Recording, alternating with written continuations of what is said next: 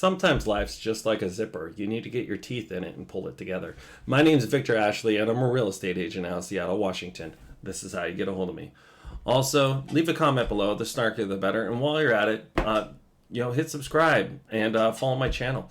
Because I cover a lot of different areas, topics, zip codes, and concepts that might be important to you, and I could be talking about your neighborhood or even your situation next. I actually want to get into quick little channel updates while we're at it, and now let's actually get started on it. So I took last week off, and I came up with a schedule, and I wanted to go over this. But yesterday I covered Kirkland, and today I'm covering Puyallup. Now on Monday I'm going to cover Linwood, and on Tuesday is July 4th, and I hopefully am going to take the day off that day. Bothell, we're going to pick that up again on Wednesday, and on Thursday we're going to do a Seattle deep dive. So I just want to give you a general idea of what's going on in the channel right now, because I cover a lot of different things, and I actually want to give you an idea, because I am a full-time agent, and it does take me a lot of time to actually do this stuff. So I wanted to give you an idea of what's on the roadmap for this week. Also, I want to announce I did do a soft launch on my website, so take a look at it. It's just victorashley.com, and it's in the description below. I appreciate you guys checking that out, and I'll give you live updates to the MLS so you have an idea of what's actually out there. So let's get into Puyallup right now. So with no further ado, Puyallup is roughly a city in Pierce County. And usually I use the Seattle Space Needle as a point of reference, but it's actually about 35 miles south of the SeaTac Airport. And the SeaTac Airport is up in SeaTac, obviously, in the Tukwila area in Seattle. And this in Puyallup is located to the south of that, and it's just to the southeast of I-5, and it's also intersected by both 512 and 167th in Highway 167. And again, like I said, there's roughly a population of 43,000 persons that live in this city limits, and I just wanted to give you a quick walk on before we get into the math.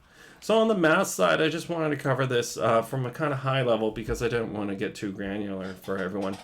But what we're looking at is available for purchase right now inside of Puyallup city limits. Again, there's 194 homes out there right now as of roughly 20 minutes ago when I pulled this data. The average cost per square foot came out to $306 a square foot. And again, this is in Pierce County, so this is outside of the King County area. So I want you guys to keep that in mind as we actually go through this. Also, the average house has been on the market for roughly 44 days, and it's 3.5 bedrooms, 2.5 bath, and it's just under 2,400 square feet. And the average cost comes out to right now at $689,000 for homes that are still available on the market. Now, I want to give you an idea also of what actually was sold, and I want to go through that real quick. Because June 2022, so last year's June, there was 271 homes sold. Now, the average cost per square foot of the homes that were actually sold was $289 a square foot. And the average home, what it kind of looked like, was about 2,100 square feet, 3.5 baths.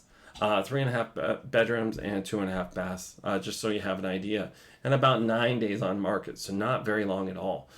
Now I want to compare that to this June, so June of 2023. We actually had only 60% of the homes sold this year that we had sold last year, because there was 162 homes sold this year inside of June versus last year's June, which was 271 homes sold. And also the cost per square foot came out to $276 on average. So that means it went down. And again, I want to give you an idea of an apples to apples comparison on this. But we take the same 3.5 bedroom house and 2.5 bedroom, 3.5 bedroom house, 2.5 bath house. And it's roughly 2,138 square feet when you average them all together and put them in an aggregator. Now, when I multiply that against the two costs per square foot, I come out with a $27,000 decrease in equity from this year versus last year. And what that is, that's roughly a 4.5%. And actually, this is something I want to point out too, because again, this is Pierce County. So this is not necessarily affected by what we're seeing inside of Seattle. But Seattle's actually gone down quite a bit, and this is one of the suburbs that usually people go to when they're outside of the main Seattle area. They're going to go over to Bellevue, they're going to go to Kirkland, they're going to go to Puyallup, they're going to go to Tacoma, and that's the reason why we actually cover a lot of these when we're going through. Now, I also wanted to give you an idea, too, of what it would cost to actually buy this house. Now, again, that is a 3.5 bedroom, 2.5 bath, and it's roughly 2138 square feet. So what it comes out to on a mortgage this year right now, it's about $3,638. So just over $3,600 to actually buy this house. Now that is a payment and an interest only in your actual payment right there. That does not include any kind of special assessments, any kind of taxes, any kind of fees, and the big one, the HOAs, if there are any HOAs. So when you put that all together, it's going to carry, your cost to carry is roughly about $4,000 a month to actually buy that house. And then when you get into things like the utilities, water, sewer, garbage kind of thing. Well, let's compare it to last year, and it was only about $80 difference on that. And that's because about this time last year, the interest rates started shooting up. And also at the same time, we actually had a decrease in the value a little bit. Now, I do want to actually point out one that I don't hear a lot about out there, and that's actually the buy to rent ratio.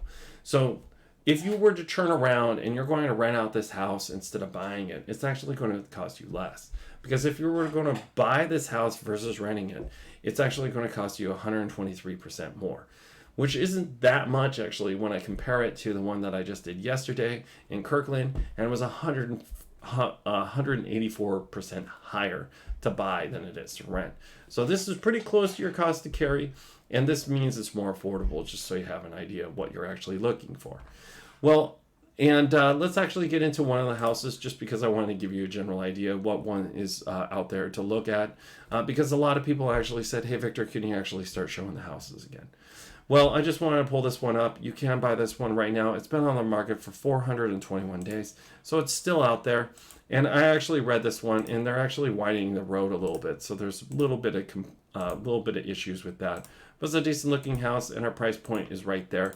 And then our cost per square foot is at $315, so it's just a little bit above our market average. So the reason why I'm doing this is because I want to give you an idea of what you can actually buy in this area.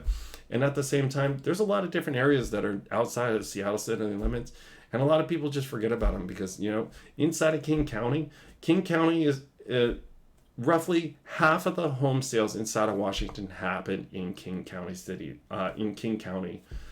just so you have an idea. So it's a huge county, and it covers a lot of different areas. So I want to give you an idea of all these little different pockets so you have an idea of what's actually out there.